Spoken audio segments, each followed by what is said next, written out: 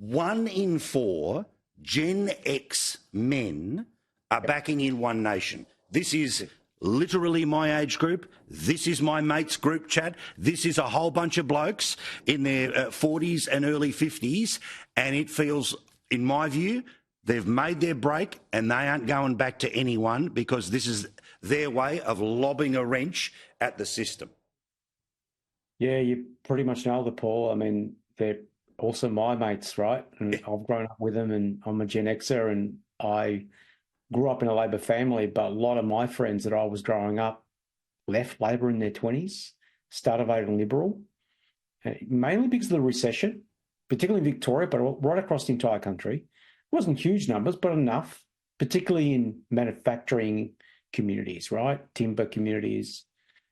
Yeah, communities where basically you had to use your hands to earn a living. And these men have been with the Libs for some time, and they've jumped. And they've jumped because they've given up hope that the Liberal Party is actually there to represent them economically. So let's be clear, Gen X is what, 45 to 60? Is that generally it? Yeah, 45 to about 60 years of age, probably 58, but, you know, give or take, yeah. Yeah, well, hey, a rounding error could end up with a false impression. We do not want a rounding error. This is what... Now, when you end up talking to these blokes, now, again, we know that the profile of people over the age of 55 and about many of the cultural issues that will pull them towards One Nation. But again, the conversations, and you've sort of spoken before about the journey these people have been on.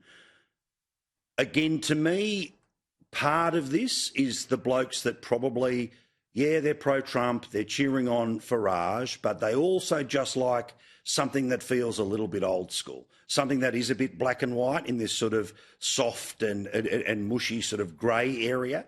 What are people telling you in the focus groups about why they're making the moves? Yeah, so these individuals, you know, think about it, right? You come into the workforce in the 1990s, you've got a recession. If you survive that, you get hit by globalization. If you're in regional Australia, the GFC actually hit regional Australia. You know, a lot of the talk about Australia dodged the GFC, not necessarily true. Right. If you were in manufacturing in regional Australia, you copped it. So they get hit with that. Then if you're in automotive, for example, the automotive industry, and particularly Adelaide and Melbourne, you get hit with that in 2013. You know, there's wave after wave. Then, of course, the pandemic and so on and so on. Your whole life has been disrupted. And these men we talk to, they're in their 50s. They're either renting or they've got massive mortgages. They're largely in the outer suburbs and regions. And they're looking at their life ahead of them, and they're thinking, I think I'm running out of runway here. You know, I've got 10 years, and I'll use my hands to earn a living, and I don't think I'm going to pay off the mortgage, or I don't think I'm going to ever own a home. And so they're pretty despondent. So I think you're right in your assessment. They're not coming back because, well, what are you going to offer a generation that's basically been buffeted by so many changes, and then suddenly there's nothing really left for them? Yeah, 100%. But also, look, you know, this is going to get me into trouble, but it's an observation that actually is policy-based. There's only one high-profile politician in Australia who talks about the family court, and that's Pauline Hanson. There is a dimension of blokes in their 50s that is a section of the community that is not discussed, right?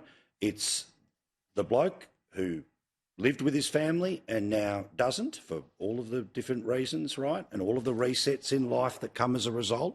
I'm not suggesting that, you know, every Pauline Hanson voter has some sort of immediate connection to being screwed over by the family court.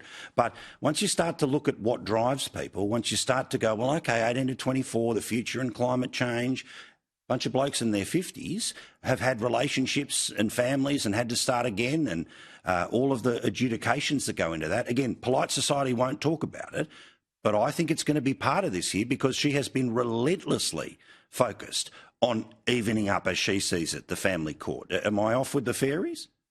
There is a subset of that group, yes. There's a subset, right? It's not the entirety of that group, but there is a group of those particular individuals that, yes, fit into that category. And for right or wrong reasons, they could be the main reason they got divorced, right? They feel like they've been victimised by the system. But look, overall, excluding those individuals, again, it's the overall problem the Liberal Party has. And that is these individuals have been with them for a good 20, 30 years. Correct. And they've been pretty loyal. And they've just given up. I think May the 3rd was a bit of a shock to them. They probably thought to themselves, well, and it wasn't the result. It was the actual state of the campaign. 100%. Right? And it was what the campaign offered them economically, which was nothing. Right? And so that's what really stuck the nail in the coffin there for these particular votes for the Liberal Party. Well, also, I'm fascinated, if I can give you some homework or just an idea on the telly, right? Which is that, let's deal with the reality here, that there's a whole bunch of people between, say, 45, 55, where the blokes are heading towards One Nation and the women are heading towards the Teals. Talk about a fracturing that's happening here where, okay, their preferences and eventually the lesser of two evils, and that's how you get sort of 90 to 40 seats and rah. But we are talking about very different worldviews, and how this plays out at home and whether people do or don't talk about politics, or what I think is more likely is that there are group chats where people are way more honest with their friends about how they feel as opposed to what they're willing to tell people. I think there's some soil to be dug there, mate. Yeah, look, I had a bit of an inside running on what I thought was the cause of this hemorrhaging for the Liberal Party to One Nation, because a lot of them are my friends, my personal friends. And I could see them on social media, and I've been watching them for years. So they've been in this space for years. They've been losing. They started to share One Nation material. They started to basically, on social media, they started to get into that space. They started to show a lot more anger and frustration about the world around them. And I thought, when I saw that move, I knew it was coming. I thought, let me go and see. Let's go and see what the data tells us. And it was no surprise to us when we pulled the data out of the box that's the story it was telling. Well, it is a fascinating story. And again, I think it is, nothing permanent, but certainly in terms of this 3-year phase, I think there's a big break, and it has already happened, and that they aren't going back for whatever reason, but certainly they're not going back. Kos, thank you so much. You've been amazing to us this year. I've certainly taken the piss when it comes to the friendship, but I very much appreciate how often you've been here for us. He's the best in the biz, isn't he? With Redbridge, all the best to you and your family for Christmas, mate. Thank you, all right. Mate. Quick break. Back with